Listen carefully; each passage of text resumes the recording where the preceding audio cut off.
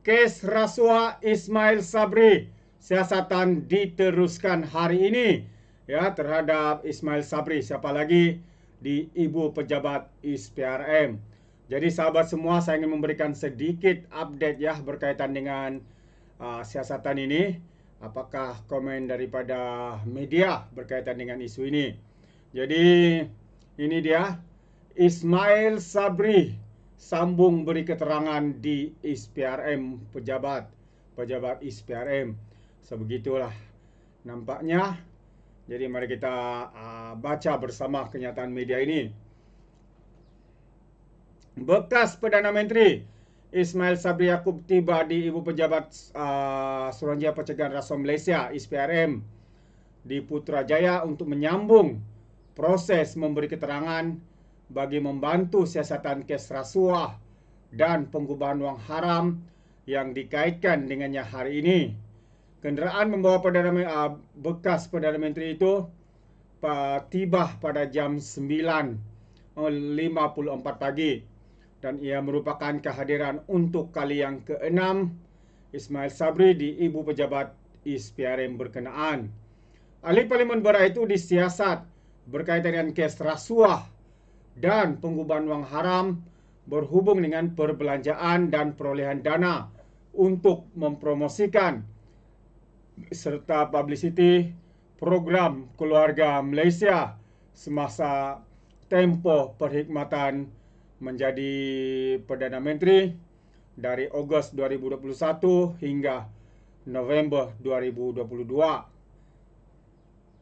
Dan kes ini disiasat mengikut Akta ISPRM 2009 serta Akta Pencegahan Pengubahan Wang Haram, Pencegahan Pembiayaan Keganasan dan Hasil daripada Aktiviti Haram 2021.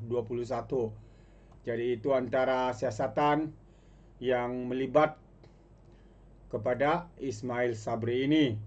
Dan ramai juga yang mengatakan di luar sana ya, apabila kononnya Ismail Sabri ini disiasat sebegini rupa, dikatakanlah ya Ismail Sabri ini merancang untuk menarik sokongan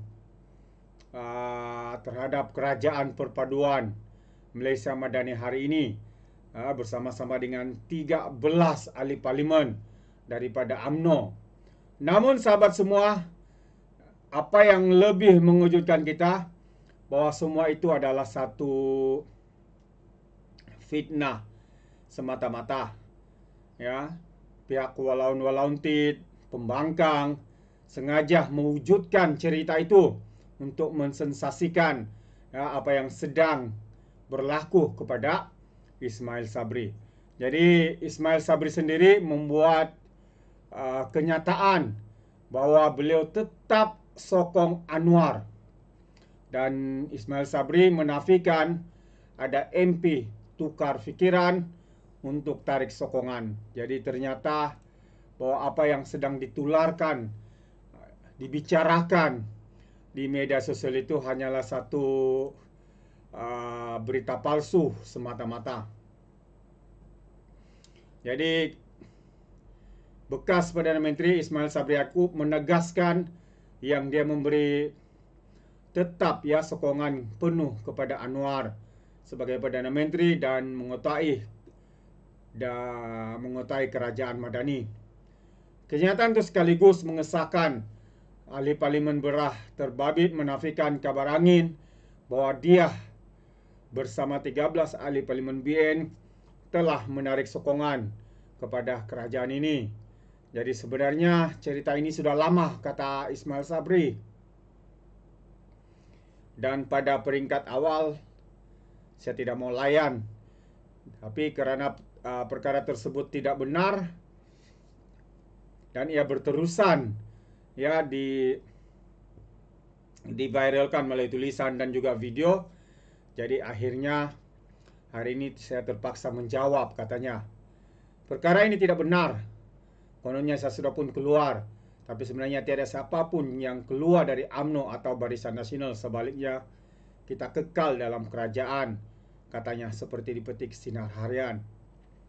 Ismail Sabri yang kini dalam siasatan Suruhanjaya Pencegahan Rasuah Malaysia SPRM tidak menolak kemungkinan pihak tertentu yang berniat jahat menyebarkan fitnah terhadap 13 ahli parlimen lain, khususnya dirinya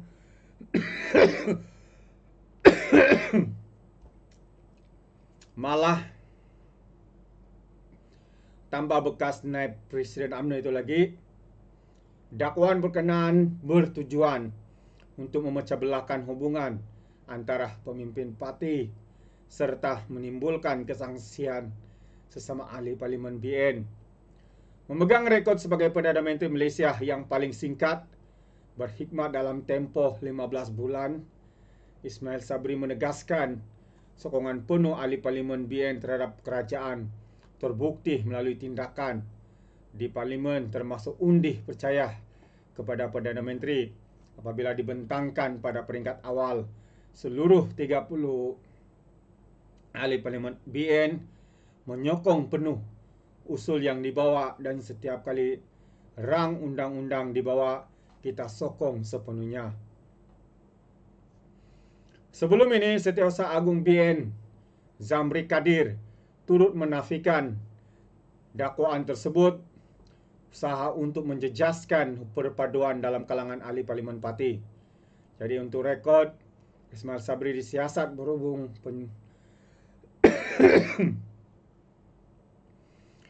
dakwaan penyelewengan dana dikaitkan perbelanjaan dan perolehan dana untuk promosi program Keluarga Malaysia sepanjang dia menjadi Perdana Menteri. Dan seperti mana yang kita tahu, kes ini disiasat mengikut Akta SPRM dan Akta Pencegahan Penggubahan Wang Haram, tambah dengan pencegahan pembayaran keganasan dan hasil daripada aktiviti haram. Pada 3 Mac, Ketua Pesuruhjaya SPRM Azam Baki mengesahkan bahawa Ismail adalah suspek. Dalam siasatan itu, berikutan penemuan kira-kira 170 juta dalam pelbagai mata wang dan 16 kilogram jongkong emas dalam peti besi semasa serbuan. Hari ini antara perkembangan sahabat-sahabat semua ya yang berkait dengan Ismail Sabri. Jadi sampai di sini saja.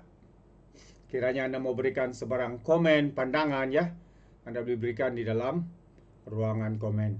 Jadi terima kasih. Izinkan saya untuk mengundurkan diri, dan seperti biasa peribahasa mengatakan, tapapun kangkap 2 tahun keinginan. Dalam bahasa Melayunya, tepuk dada, tanya selera. Sekian, bye-bye.